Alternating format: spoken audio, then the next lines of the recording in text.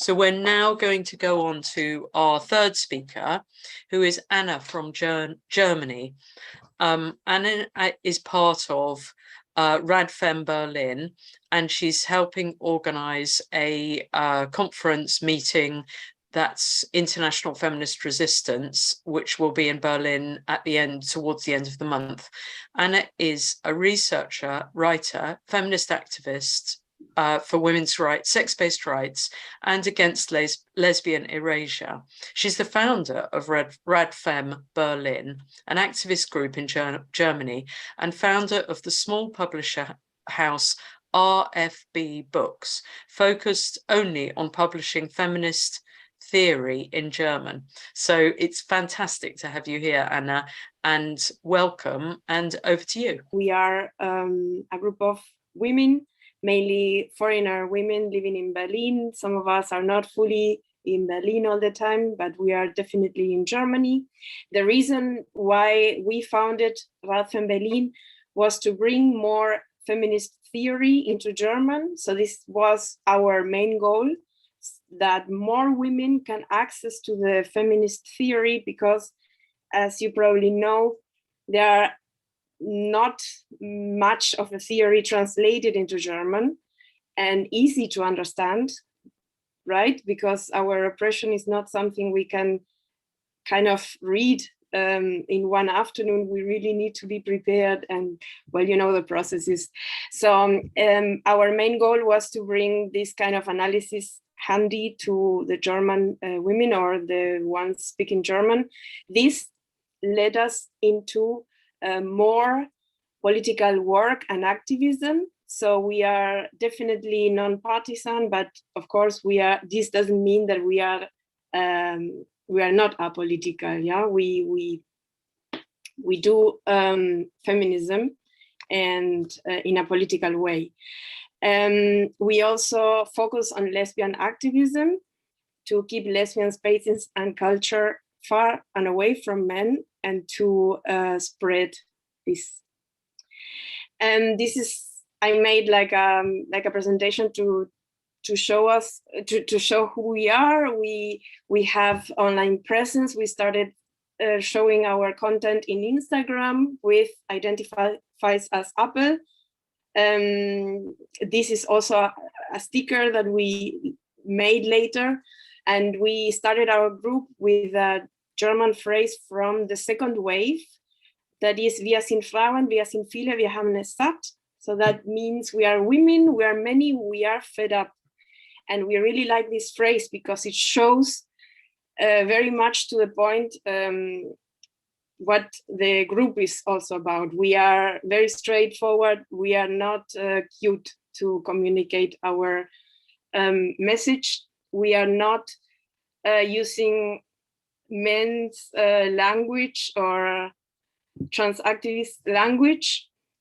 We're very straightforward with that. And this is also our webpage, radfemberlin.de. As soon as we were founded, we joined Radfem Frankfurt to support them and to help them with the first demonstrations in Germany against self-ID. This was last year, May 18th and 19th. Two of the parties that at this point, they were part of the opposition, presented two different projects for self-ID, and both projects failed last year. So this is also what you are going to find in our webpage and our nets, social nets. We really show we have this kind of raw style, like Berliner raw style, to show what it is basically. And yeah, we also focus on activism on the street, but we also have an online shop where you can, for example, get the stickers in German. Some of them are in English as well. And also we write about feminist topics and analysis. We also write articles about what is happening in the country. Most of the times we publish in 3 languages. So you are going to find them also in English and Spanish together with German. So this is also our style. We use humor in a way to be able to even talk about this, because in Germany everything came very late. So basically in the news we are talking about these topics like in the last, I don't know, what, year and a half or 2 years maybe. So at the beginning, of course, nobody was talking about it. So using humor was a very good tool for us to express how we felt about what is happening, and we use the cat very much to show how we feel about this advance on women's rights and the craziness of trans activism. We also worked with many different feminist groups. For example, we helped organize the demonstration that happened in Madrid last year, where 7,000 feminists joined. It was great, beautiful. And when we came back, we said, okay, why don't we do something like this here in Germany? We need something happening. So we set up a manifest with our demands and what we want, and to kind of condense all the feminist agenda in this manifest. We were lucky enough to have it translated into many languages. And of course, we had the structure to go to the streets now. When we published let's say the flyer about the demonstration, we automatically had the Hasi. Hasi is it's an influencer for the trans activism that works very close with the German government in the way that the German, like Sven Lehmann, is always sharing her content. For example, Sven Lehmann works for the Greens and it's currently in the government. So she also openly supports the German prostitution lobby in her online nets.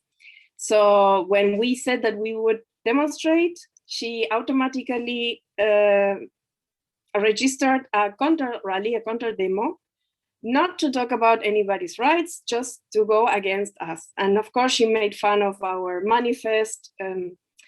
She says gegen TERF, so against TERF, SWERF, bullshit. So this was already the terms that she offered. And we decided to call the women anyways to demonstrate. So this was our demonstration in March called Every Woman Counts for the feminist agenda. And we read our manifest when we had the counter demo happening at the same time, some meters away from us. But we had a security, we worked on the security of the event. We also counted, we had the Berliner police helping, and we had a good event.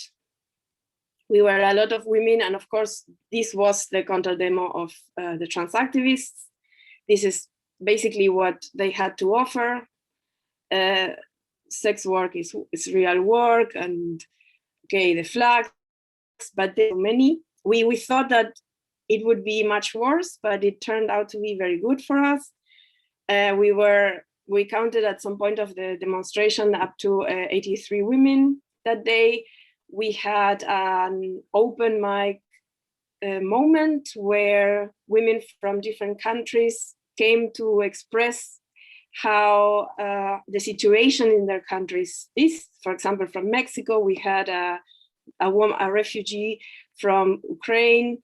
We had someone from Asia. It was very nice, and we kind of all connected with each other, because many of us, even though that we were in Germany, we haven't met in person at the moment. And this demonstration kind of brought us together. We met in real life. The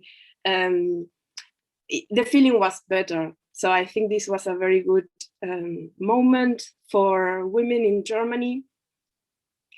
And of course, this demonstration also gave us a lot of exposure. I think the WDI also spoke about our demonstration, and this kind of brought us to the point where we thought, okay, we said that we need to bring more theory into German, so maybe we need to get more formal about it. And the first author that we decided to contact was, of course, Sheila Jeffries. And this is great because she said it in the Lesbian Heresy in 1993, where she said, the social construction of gender is a very old and basic tenet of feminism. But for postmodernists, this, like other traditional and very well-worn feminist insights, are, sorry, I have to, here, are seen to be new and exciting. And indeed, it might well be that they are seeming inciting to a whole new generation of young women who don't have any access to feminist literature of the 60s and the 70s, because that literature does not appear on their courses and is nowhere referenced. So with this phrase, I think it's great to condense the idea that this was said like 30 years ago, and it's totally valid for the German situation. This is why we formally founded the Feministische Stimmen, which means feminist voices, Radfem Berlin Books or RFB Books Verlag. We are translating feminist theory into German. We've started with the great Sheila Jeffries. We translated much of her work, many of her analysis about feminism, about our sexuality. We divided the book into 4 topics, and we really took her work from different years. So all the information is edited by us. You can find the book already in pre-sale in our web, radfemberlin.de. And these are some of the topics you are going to find inside of the book. The book we dedicated to lesbians. And Sheila is going to come herself to Berlin in September to present the book, to give a talk. So we are extremely excited about it. We just can't believe it.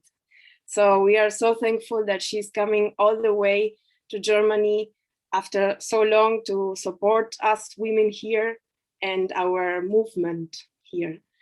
So the situation and why we asked Sheila Jeffries to support us so much, and to all the women in the world that can come to Berlin, we actually ask you to come to our demonstration in September, because the situation in Germany is extremely hard. And the reason is that now the Greens are in power, the parties that are presenting and pushing for the self-ID laws are in power, they are not opposition anymore. And they come, of course, with all the package. Currently, we don't have any self-ID, but we do have the transsexual law in Germany, which is called TSG, which allow men to be called women by legal fiction. This also allows these men into women's spaces already. So now what they are trying to do is both ways. First, they will present a self-ID law, like to have it enacted, but they are also going to try to modify the constitution, the German constitution, to identify and recognize gender identities in the constitution. So we are not having only one law enacted to have to allow men be called women, but also they want to change the German constitution to recognize gender identities. And this is very dangerous for women in Germany. And this is why we are doing this big demonstration where we are asking help worldwide. Sheila herself helped us. She made a video for us, Kara Dansky as well, Maria Vinetti. All the feminists around the world are helping, are calling women to come to Berlin at the end, so in September. And this is why it's so important. We also have to thank Get the Out UK for also supporting and giving us space to invite women to come to Berlin. And of course, the WDI International. So this was a photo of the last demonstration in March, and we really hope to see you in Berlin in September.